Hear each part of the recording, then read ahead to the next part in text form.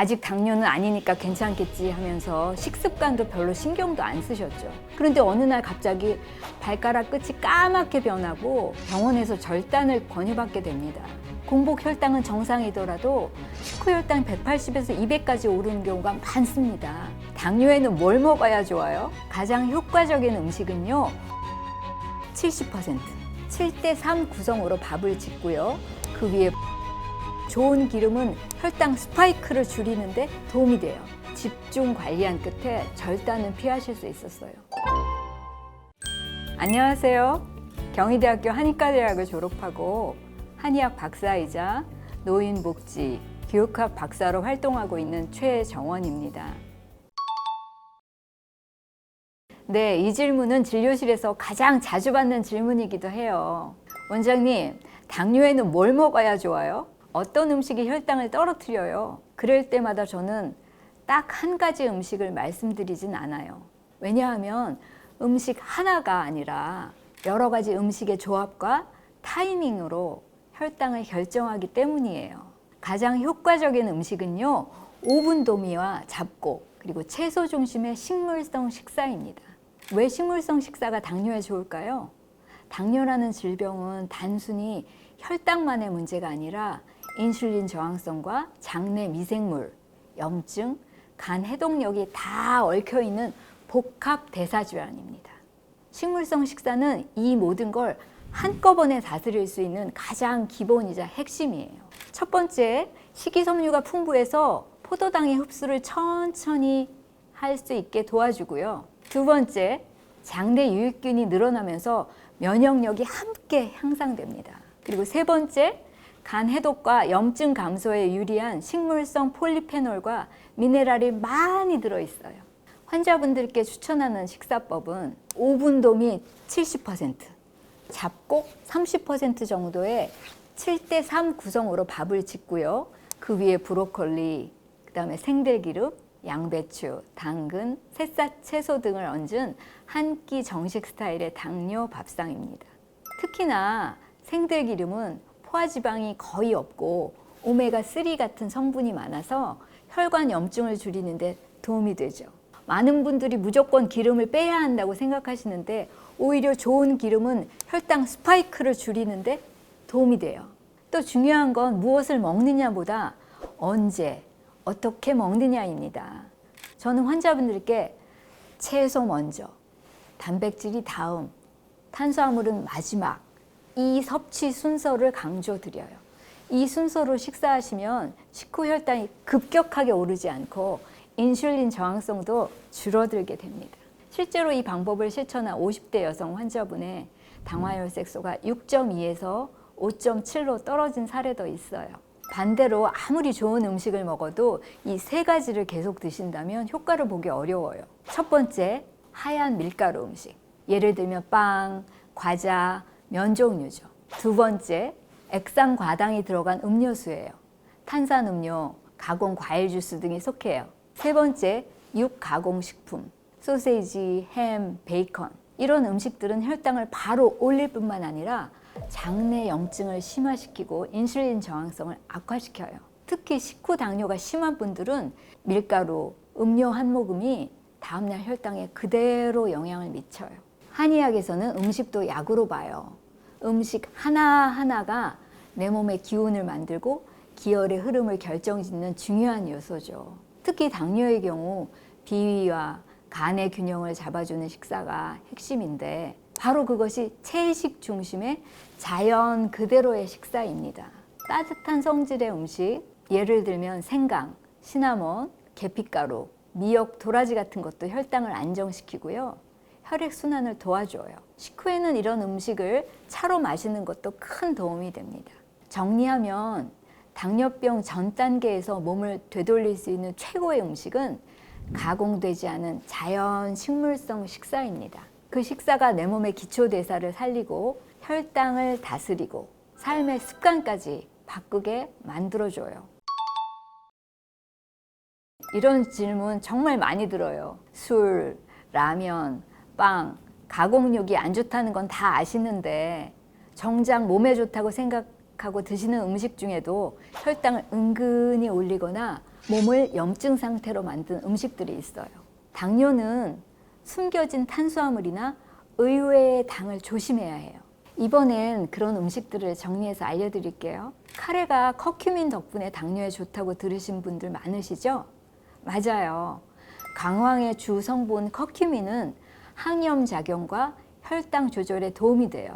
그런데 시중에 파는 가루 카레는 대부분 밀가루, 설탕, 카라멜 색소, 감자 전분이 많이 들어있어요. 거기에 쌀밥과 함께 많이 먹다 보면 혈당 스파이크가 발생하죠. 게다가 고기나 튀긴 재료와 함께 조리하는 경우가 많아서 좋다고 알고 먹었는데 오히려 독이 되는 경우가 많아요. 강황가루를 직접 넣어 채소 볶음이나 차로 드시는 게 훨씬 더 안전해요. 쌀밥은 안 되고 보리밥은 괜찮다. 이것도 많이들 물어보시는 질문이에요. 쌀밥은 혈당을 금방 올린다니까 보리밥은 괜찮은 거 아니냐고요?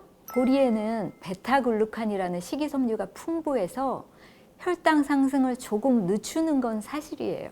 하지만 문제는 밥을 얼마만큼 먹느냐, 그리고 밥에 뭐가 곁들여졌느냐예요. 보리밥도 많이 먹으면 혈당이 올라갑니다. 게다가 흰쌀밥에 보리 한두 숟갈 섞는 정도로는 큰 효과를 기대하기 어려워요. 그래서 제가 권하는 건 오분도미와 잡곡 구성입니다. 너무 정제되지 않은 곡물로 천천히 소화되는 탄수화물 위주로 전체 식사 구성을 바꾸는 게 중요해요. 토마토는 혈당에 좋다? 많이 먹어도 괜찮을까? 토마토는 건강에 좋은 채소로 알려져 있는데요. 당뇨 환자에게는 주의가 필요한 과채소입니다.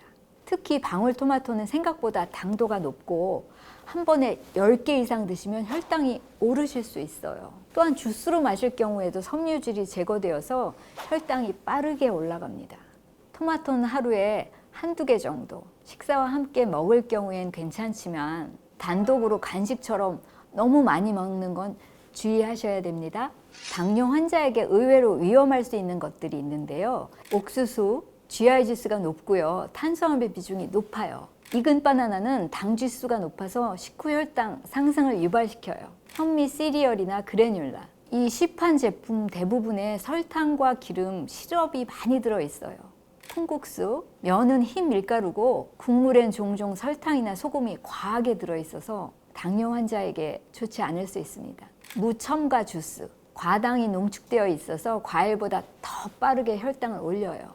유제품과 요거트, 플레인이라도 유당이 들어있어서 혈당을 자극할 수 있어요. 그리고 이 밖에도 아가베 시럽, 자일리톨, 설탕 대체제로 많이 쓰이지만 당 대사에 부담을 줄 수 있어요. 당뇨 환자분들에게 꼭 드리고 싶은 말씀은요. 좋은 음식만 따로 먹는다고 혈당이 잡히는 게 아니라는 거예요. 식사의 순서, 조합, 양이 함께 조화되어야 진짜 혈당이 안정돼요. 당뇨는 알고 보면 착각의 병입니다. 몸에 좋다고 믿고 먹은 음식이 오히려 혈당을 올리는 경우가 참 많아요. 그래서 식품 하나하나를 따지기보다 전체적인 식사 흐름을 바꾸는 게 훨씬 효과적이에요.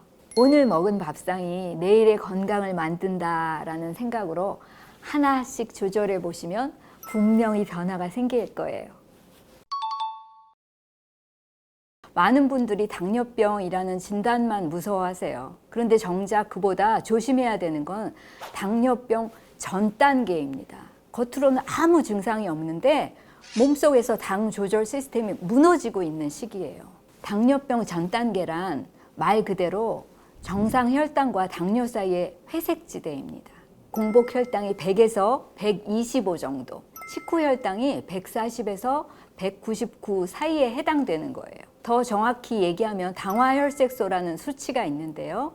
이게 5.7에서 6.4 정도예요. 겉으로는 당뇨가 아니니까 괜찮다고 생각하시지만 사실 이때가 가장 중요한 시기입니다. 이 시기를 놓치면 3에서 5년 안에 2형 당뇨로 바로 진단받게 되는 경우가 정말 많아요. 당뇨병 전 단계까지 포함하면 2천만 명 가까운 분들이 당뇨병 고위험군으로 나타나는데요. 문제는 이 시기엔 거의 증상이 없다는 거예요. 몸이 보내는 작은 신호를 대부분 모르고 지나치게 되죠. 저희 한의원에 오시는 분들도 대부분 피곤하다, 다리가 저리다, 눈이 침침하다 증상으로 오시는데 진료를 해보면 이미 당뇨가 많이 진행된 경우가 있었어요. 그리고 그보다 더 무서운 건 합병증이 시작된 분들이죠. 건강검진에서 혈당이 조금 높게 나왔다는 말을 듣고도 아무런 조치 없이 몇 년을 지내시다가 갑자기 실명 위험이나 신장 기능 저하 같은 문제로 병원에 오는 경우가 정말 많아요. 잊을 수 없는 한 분이 있어요. 60대 후반 남성분이셨는데 몇 년 전부터 공복 혈당이 110 정도로 계속 경계선이었어요. 아직 당뇨는 아니니까 괜찮겠지 하면서 식습관도 별로 신경도 안 쓰셨죠. 그런데 어느 날 갑자기 발가락 끝이 까맣게 변하고 상처가 낫지 않아서 병원에서 절단을 권유받게 됩니다. 진단명은 당뇨병성 족부 괴사였습니다. 그때서야 가족과 함께 저희 한의원에 오셨고 약 6개월간 집중 관리한 끝에 절단은 피하실 수 있었어요. 그분이 하신 말씀이 아직도 기억에 남는, 처음에 혈당 좀 높다고 했을 때 그때 관리했으면 됐을 텐데 하시며 눈시울을 붉히셨어요. 정말 가슴이 아팠습니다. 우리나라 당뇨 현실이 2023년 기준으로 대한당뇨병학회 발표에 따르면 우리나라 30세 이상 성인 중에 당뇨병 유병자는 무려 533만 명이고요. 당뇨병 전 단계까지 포함하면 무려 2천만 명에 이른다고 해요. 즉 성인 중 2명 중 1명이 당뇨병 고위험군에 속해 있다는 뜻이죠. 하지만 정작 본인은 모르고 지내는 경우가 대부분이고 뒤늦게 시력장애, 신장 문제, 발저림 등으로 병원을 찾게 돼요. 조기에 알아차리는 방법은요. 그래서 저는 늘 강조합니다. 단순히 공복 혈당만 보지 마시고 식후 2시간 혈당과 당화 혈색소를 반드시 함께 보시라고요. 공복 혈당은 정상이더라도 식후 혈당 180에서 200까지 오르는 경우가 많습니다. 그걸 그냥 넘기면 나중에 후회하시게 돼요. 가장 좋은 건 6개월에 한 번씩 정기검진을 통해서 수치를 확인하고 작은 변화가 보이면 바로 식생활과 건강 습관을 조절하시는 거예요. 한의학에서는 이 시기를 기혈의 흐름이 불안정해지는 초기 단계로 봅니다. 이때 잘 조절하면 몸 전체의 균형을 회복할 수 있어요. 그래서 저는 당뇨병 전 단계를 되돌릴 수 있는 마지막 기회라고 자주 표현해요. 이때 식습관만 바꾸셔도 약 없이 충분히 회복 가능한 경우가 많이 있습니다. 지금 생활 습관을 바꾸는 것이 훗날 큰 병원을 찾는 걸 막아주는 가장 좋은 방법입니다. 바로 제 자신의 몸에서 유방암 진단을 받았습니다. 제가 평생 다시 떠올리기 싫을 만큼 고통스러운 시간들이었어요.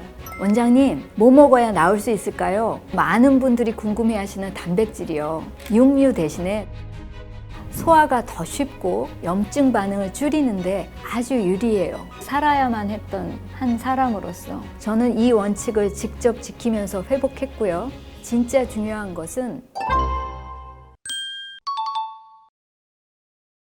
저는 유방암 진단을 2번 마주했어요.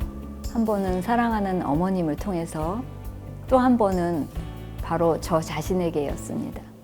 2번 모두 인생이 송두리째 흔들리는 경험이었고 의사로서의 저와 인간 최정원으로서의 저를 완전히 바꿔놓았죠. 어머님이 유방암 진단을 받으셨고 대학병원에서 검사를 받은 후에 의사 선생님이 수술이 필요하고 그 이후에 항암과 방사선 치료로 함께 진행해야 된다고 했어요. 그러나 암은 3년마다 재발했고요. 결국 폐암, 간암까지 전이 되셨어요. 마지막에는 복수까지 차올라서 의사는 저희들에게 준비하셔야 되겠어요. 그 말은 곧 임종을 준비하라는 뜻이었습니다. 포기하지 않고 다른 방법을 찾기 시작했어요. 하지만 대부분 큰 효과를 보지 못했고 그 중에 가장 효과적이었던 것은 한약이었습니다. 당시 어머님은 일주일에 2번씩 복수를 뽑아야 할 정도로 심각한 상태였습니다. 그런데 한약을 복용 후 1주가 지나면서 복수가 더 이상 차지 않았어요. 2주가 지나자 복수는 점차 줄어들기 시작했고 말기암 상태에서 3년 반을 넘게 연명하실 수 있었습니다. 그 오랜 시간이 지나 저도 두 번째 암과 마주하게 되었죠. 바로 제 자신의 몸에서 유방암 진단을 받았습니다. 증상은 거의 없었어요. 그게 더 무서운 점이죠. 단지 평소보다 몸이 쉽게 피로하고 가슴 부위에 멍울이 있었을 뿐이었어요. 그래서 조직 검사를 받게 되었고 유방암 양측 2기 말에서 3기 사이라는 판정이었어요. 의사는 선항암 후 수술을 권유했어요. 하지만 저는 그때 병원에서 설명을 들으면서 한 가지 분명히 느꼈어요. 이 치료는 내 몸이 좋아할 방식이 아니다. 저는 선항암을 시작했고 그 이후의 이야기는 제가 평생 다시 떠올리기 싫을 만큼 고통스러운 시간들이었어요. 그러다 문득 1년 전에 검사를 떠올리게 되었어요. 전년도에 서초동에 있는 선배 한의사 선생님이 운영하는 한방병원 검진센터에서 정기 유방 초음파 검사를 받았는데 당시 검사 결과지를 직접 전달받지 못했고 병원 측으로부터 결절이 조금 있다는 짧은 전화 통화만 받은 게 전부였습니다. 미세 결절 소견 정도로 생각하고 그 말을 별 의심 없이 그냥 넘겼습니다. 하지만 이번 진단 이후에 다시 과거 기록을 확인해 보니까 그 당시 결과지에 좌측 유방 1cm 종양 의심이라는 분명한 소견이 적혀 있었던 거예요. 그때 결과지를 직접 받아서 확인했다면 암이 이렇게까지 진행되기 전에 좀 더 빨리 발견하고 대응할 수 있었을 텐데, 그래서 그 이후로는 저는 환자분들께 항상 강조합니다. 병원에서 들은 말만 믿지 마시고 반드시 본인이 직접 검사 결과지를 받아서 확인하세요. 부정확할 수도 있고 의료진도 실수할 수 있습니다. 결국 내 몸의 변화는 내가 직접 챙기는 것이 가장 정확하다는 걸 저 역시 경험을 통해서 뼈저리게 깨달았어요. 그 시기를 지나면서 저는 몸에 생긴 병만 보는 게 아니라 삶 전체의 흐름을 되돌아보는 시간을 갖게 되었어요. 제가 암을 진단받고 치료를 병행하는 내내, 그리고 그 이후에 회복 과정에서 가장 많이 받은 질문이 바로 원장님, 뭐 먹어야 나을 수 있을까요? 그만큼 식이와 영양은 암 치유의 중요한 부분이에요. 그런데 실제로 무엇을 먹느냐보다 더 중요한 건 무엇을 먹지 않느냐일 수도 있어요. 많은 분들이 영양을 채우는 것에만 집중하죠. 암 진단을 받으면 무조건 잘 먹어야 된다. 영양제 많이 먹어야지 면역이 오른다. 이 이야기를 들으면 무턱대고 단백질 파우더, 고기, 비타민, 항산화제 등을 한꺼번에 복용하시는 분들이 많이 있어요. 하지만 제가 암을 직접 겪고 수천 명의 환우분들을 진료하면서 내린 결론은 몸이 받아들이지 않는 영양은 독과 같다는 점입니다. 암 치료 중이거나 회복기에 있는 몸은 정상적인 흡수 능력이 크게 떨어져 있고 해독과 배설 기능 역시 저하되어 있는 경우가 많이 있어요. 우리는 흔히 암은 영양이 부족해서 생기는 병이라고 착각합니다. 그러나 실제로는 영양 과잉과 대사 불균형으로 인해서 암세포가 자라기 좋은 환경이 만들어지는 것이죠. 실제로 암세포는 설탕, 정제탄수화물, 고기, 튀긴 음식, 유제품 등을 아주 좋아해요. 특히 설탕은 암세포의 주된 에너지원입니다. 그래서 페트라고 하는 촬영에서 암 부위가 밝게 보이는 것도 포도당에 암세포가 몰려들기 때문이죠. 그런데도 많은 분들이 기운이 없을까봐 단 걸 드세요. 또는 지방이 없으면 살 빠지니까 고기라도 먹이세요. 이렇게 하시면서 오히려 암세포에 에너지를 주는 식사를 하게 됩니다. 그렇다면 암세포의 회복이 되는 식단은요? 암 회복기에는 특별한 슈퍼푸드보다 몸이 편안하게 받아들이고 소화와 해독, 배설이 잘 되는 식단이 정말 중요해요. 기본은 식물성 위주의 자연식이요. 통곡물, 백미 대신에 오분도미, 잡곡류를 함께 섭취하는 것이 정말 좋아요. 정제되지 않은 곡물은 혈당을 천천히 올리고 포만감과 장내 유익균 증가에도 도움을 줘요. 하루에 최소 5가지 이상의 색을 가진 제철 채소를 섭취하는 것이 정말 좋습니다. 브로콜리, 시금치, 미역, 다시마, 케일 등 항산화 성분과 미네랄이 풍부해서 항암과 해독에 모두 도움이 돼요. 과일은 달지 않은 과일이 좋아요. 너무 달지 않은 베리류나 자몽, 사과 등을 껍질째 섭취하는 것을 권장드려요. 그리고 김치나 된장, 청국장 같은 전통 발효식품이 아주 우리 몸에 좋습니다. 장내 미생물 균형을 맞추고 면역 기능 회복에 큰 도움을 주죠. 그런데 염분이 과한 경우는 약간 조절이 필요해요. 그리고 많은 분들이 궁금해하시는 단백질이요. 육류 대신에 두부, 병아리콩, 렌틸콩, 견과류 등을 통해서 필요한 단백질을 얼마든지 보충할 수 있어요. 동물성 단백질보다 소화가 더 쉽고 염증 반응을 줄이는데 아주 유리해요. 회복을 위해서 만든 식단은 단순해서 꾸준해야 됩니다. 암 치료 후에 몸은 과잉보다 안정을 원하죠. 복잡하고 무거운 식사보다는 단순하고 소화가 잘 되는 음식, 몸이 진짜 좋아하는 재료를 사용하는 것이 정말 중요해요. 또 하루 이틀 잘 먹는다고 변화가 오는 게 아니기 때문에 꾸준히 최소한 6개월에서 1년 이상 건강한 생활 습관으로 실천해야 진짜 변화가 일어나요. 많은 분들이 암 치유를 위해서 무엇을 먹을지만 고민하시는데 진짜 중요한 것은 뭘 안 먹어야 되는지, 뭘 빼야 되는지, 해독해야 되는 것인지. 영양은 채우는 게 아니라 비우고 정돈하는 것부터 시작돼야 해요. 그리고 그 위에 식물성 자연식, 소식, 규칙적인 식사 습관, 내 몸이 좋아하는 식재료들을 꾸준하게 실천할 수 있어야 돼요. 저는 이 원칙을 직접 지키면서 회복했고요. 지금도 그렇게 살고 있습니다. 그리고 그 경험을 한 분 한 분 진료실에서 생활 속의 루틴으로 함께 만들어가고 있어요. 더 궁금한 점이 있으면 제 유튜브 채널 한의학 박사 최정원 치유정원에 오시면 영상을 보실 수 있고요. 역삼동에 있는 경희정원 한의원으로 직접 진료 오셔도 제가 친절하게 진료를 봐드리겠습니다. 제가 암 치료를 받는 동안 수많은 노트와 메모를 남겼습니다. 매일 어떤 음식을 먹었는지, 잠은 얼마나 잤는지, 무슨 생각을 했고 몸이 어떤 반응을 보였는지 그 모든 순간을 정확히 관찰하고 정리해 두었습니다. 내 몸에 일어나는 변화를 놓칠 수 있기 때문이에요. 그리고 무엇보다 이 길이 맞는 걸까? 다른 환자들에게 적용이 가능한가를 검증하기 위한 과정이기도 했어요. 제가 치료를 받는 동안 단지 환자로만 머무르지 않았던 거죠. 한의학 박사로서, 임상가로서, 그리고 살아야만 했던 한 사람으로서 하나하나 기록하고 수집하고 분석하고 비교했어요. 그렇게 쌓인 메모와 정보들이 어느 순간 저 혼자만의 생존 노트가 아니라 누군가에게는 생명을 살릴 수 있는 회복 설계서가 되겠다는 생각으로 자리 잡기 시작했습니다. 그저 제 몸 상태를 매일매일 점검하고 무엇이 좋았고 무엇이 나빴는지 객관적으로 확인하기 위한 도구였죠.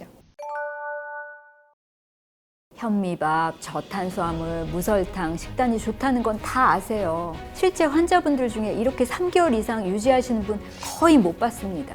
빵, 라면 완전 금지가 아니라 조절 가능한 식품으로 접근해야죠. 라면은 방법이 중요해요. 더 섭취하시면 돼요. 혈당 반응이 완전히 달라지거든요.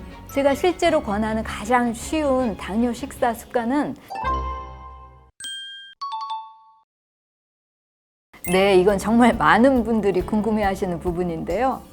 빵 너무 좋아요, 원장님. 라면도 한 달에 한두 번은 꼭 먹고 싶은데 당뇨인데 정말 안 되나요? 이렇게 묻는 분들 정말 많으세요. 저도 이해합니다. 그런 음식을 아예 끊는 건 현실적으로 너무 어렵죠. 오히려 스트레스가 더 심해질 수도 있어요. 그래서 저는 완전히 금지보다는 이렇게 드시면 괜찮아요 라는 식으로 설명을 드려요. 빵, 라면 완전 금지가 아니라 조절 가능한 식품으로 접근해야죠. 당뇨는 혈당이 문제지 빵이라는 음식 자체가 나쁜 게 아니거든요. 문제는 정제된 밀가루와 설탕 그리고 포화지방의 조합이에요. 거기에다 공복에 먹거나 야식으로 드시면 식후 활동 없이 드시면 혈당이 훅 올라갑니다. 그래서 저는 빵도 라면도 조건만 맞추면 드실 수 있어요 라고 말씀드려요. 이 내용은 제가 영상에서도 아주 자세히 설명을 드렸는데요. 제 채널 한의학 박사 최정원 치유정원 채널에 가시면 더 자세한 내용 보실 수 있을 거예요. 빵은 재료와 순서를 바꾸세요. 당뇨 환자에게 가장 나쁜 빵은 하얀 밀가루, 하얀 설탕, 크림류가 들어간 빵이에요. 이걸 피하고 대신 통밀빵, 현미유로 만든 식물성 빵과 설탕 없이 구운 식빵처럼 가공도 적고 혈당 부담이 낮은 빵을 고르시면 돼요. 그리고 드실 때는 꼭 채소나 구운 두부 등 단백질과 식이섬유를 먼저 드신 후에 빵을 마지막에 드세요. 그래야 혈당 스파이크를 피할 수 있어요. 라면은 방법이 중요해요. 라면도 전분 덩어리라서 조심해야 하지만 조리법을 바꾸면 덜 해로울 수 있어요.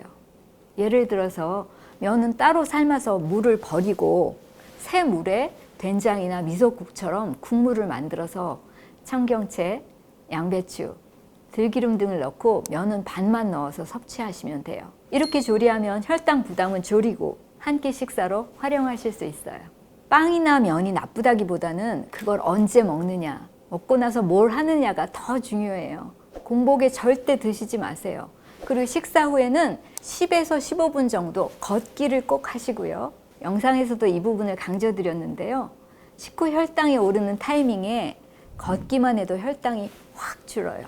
식물성 조합으로 바꾸는 것이 핵심입니다. 빵도 마찬가지예요. 우유, 크림, 계란이 들어간 빵 대신에 두유로 반죽한 통밀빵, 오븐에 구운 빵, 들기름 바른 채소, 샌드위치처럼 식물성 식재료 중심으로 구성하면 훨씬 안전해요. 그리고 양보다 조합이 중요해요.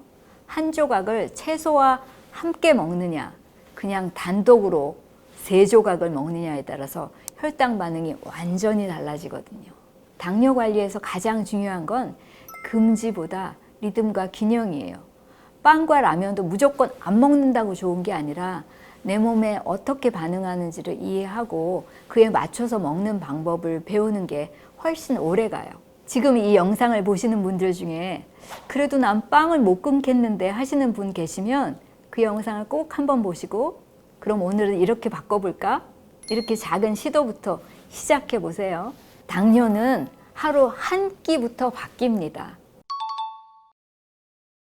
무엇을 먹느냐보다 중요한 게 어떻게 먹느냐, 즉 식사 습관 자체예요. 많은 당뇨 환자분들이 현미밥, 저탄수화물, 무설탕, 식단이 좋다는 건 다 아세요. 그런데 그걸 평생 유지하는 게 너무 어렵다고 하시죠. 너무 힘들어서 중간에 포기하고 요요처럼 다시 예전 식습관으로 돌아가 버리는 경우도 많아요. 그래서 저는 식습관을 이야기할 때 좋은 습관을 만들기보다 지속 가능한 습관을 설계하는 것이 훨씬 더 중요하다고 말씀드려요. 이미 알고 있는 게 아니라 지킬 수 있는 걸로, 예를 들어서 현미밥만 먹자, 빵 절대 먹지 말자, 당분은 무조건 끊자, 이런 규칙은 너무 이상적이에요. 실제 환자분들 중에 이렇게 3개월 이상 유지하시는 분 거의 못 봤습니다. 중요한 건 100점짜리 식사 한 번이 아니라 70점, 80점이라도 매일 반복하는 습관이에요. 제가 실제로 권하는 가장 쉬운 당뇨 식사 습관은 5가지 원칙이 있어요. 첫 번째, 식사 시간은 정해두기. 하루 중 한 끼만이라도 매일 같은 시간에 드세요. 리듬이 잡히면 인슐린 분비도 예측 가능해지거든요. 식사 전 물 한 잔, 채소 한 젓가락부터 시작하세요. 식사량을 조절하고 혈당 급상승을 막을 수 있어요. 밥부터 말고 채소부터. 실천이 아주 쉬운 원칙이에요. 90%만 먹고 수저 내려놓기. 과식을 막는 가장 효과적인 방법이에요. 배부르다는 신호가 오기 전에 멈추는 연습을 해보세요. 아무것도 안 먹는 시간을 12시간 정도 확보하기. 밤 8시 이후에는 금식하시고 다음날 아침 8시에 식사하시면 이 리듬만 잘 잡아도 공복 혈당이 안정돼요. 일주일에 한 끼는 무가공 자연식에 도전하기. 가끔은 강한 리셋이 필요해요. 몸을 회복 방향으로 전환시키는 거죠. 다 하지 않아도 돼요. 하루 한 끼만 실천해도 변화를 느낄 수 있어요. 무엇을 먹느냐보다 무엇을 먹지 않느냐가 때로는 더 중요해요. 많은 분들이 건강식으로 뭘 먹어야 할지 고민하세요. 하지만 저는 피해야 할 3가지를 먼저 정하자고 말씀을 드려요. 첫 번째, 빈속에 먹는 단 음식, 공복 혈당 스파이크가 주범입니다. 두 번째, 불규칙한 식사. 점심 먹고 저녁을 굶거나 밤 10시에 야식하는 패턴이 가장 인슐린을 망가뜨려요. 세 번째, 밀가루와 당류 조합의 음식인데요. 크림빵, 도너츠, 라면, 콜라 같은 조합은 절대 피하셔야 합니다. 이 세 가지만 줄여도 혈당 변동폭이 확 줄어듭니다. 한의학적인 식사 원칙은 기운을 돋우는 따뜻한 식사가 기본이 돼요. 한의학에서는 기혈의 순환을 돕는 식사를 중요하게 보죠. 몸을 따뜻하게 하는 음식, 천천히 소화되는 음식, 제철에 나는 음식이 기운을 자연스럽게 흐르도록 돕는 식사예요. 예를 들면 오븐도미와 제철 나물, 들기름, 미역국 이런 조합은 식후에도 몸이 편하고 장기적으로도 당 조절에 도움이 돼요. 가장 중요한 건 조급하지 않고 꾸준히 실천하는 리듬이에요. 당뇨 식단이 어렵게 느껴진다면 뭘 먹을까 보다 오늘 몇 시에 어느 정도만 먹을까 이렇게 패턴을 먼저 잡는 것부터 시작해 보세요. 음식은 바뀔 수 있어도 습관은 내 몸의 리듬을 바꾸는 힘이 있습니다. 매일 똑같지 않아도 괜찮아요. 대신 매일 나를 회복시키는 선택을 한 가지씩만 꾸준히 해보세요. 그게 평생 지속 가능한 당뇨 식습관의 시작입니다.